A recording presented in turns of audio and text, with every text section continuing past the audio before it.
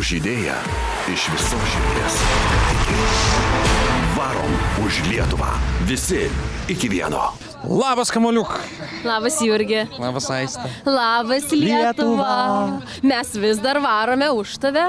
Tai jau tikrai varysim šiandien, daug matysim, daug žmonių sutiksim, daug energijos prikrausim. Taip, kad junkitės, varykit su mumis, jeigu pamatysit kamuolį, bėkit, lieskit, čiupinėkit, kraukit, ką turit. Žodžiu, varykit už Lietuvą. Aš laimėjau bilietą į Europos krepšinio čempionatą. Ar nori ten keliauti? Taip. Tikrai?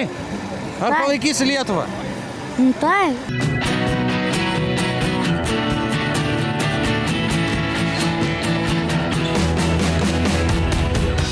Na, mes, žinokit, atvarėm už Lietuvą jau 2150 km. Bet dar liko patys svarbiausi 400 km, kadangi norime būti saugus, tokie, kokie buvome ir visą laiką. Taip kad patikime jum savo transporto priemonės, kurios mus veža. Ir patikrinkit, ar tikrai sėkmingai galėsime veikti.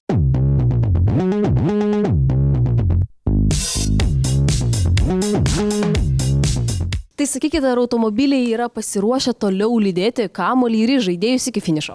Automobilių būklė puikiai, galite ramiai važiuoti jais iki finišo. Prašau Aistę, prašau Jurgį.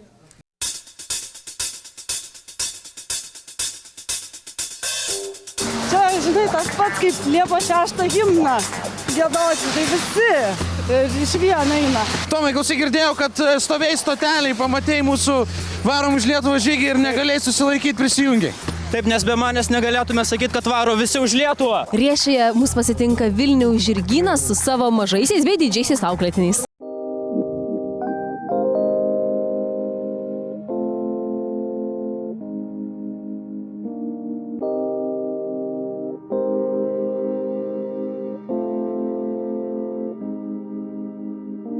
Ačiū labai, kad jūs atvykot, tikrai ir mums atnešėt šventę į Riešę. Žinot, į tokį miestelį dar ir dar kartą.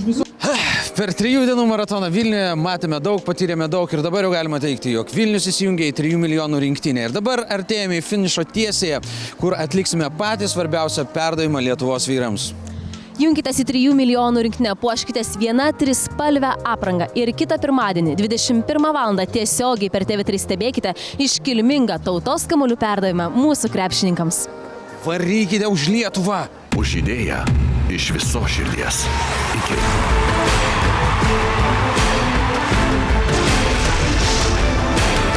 Varom už Lietuvą.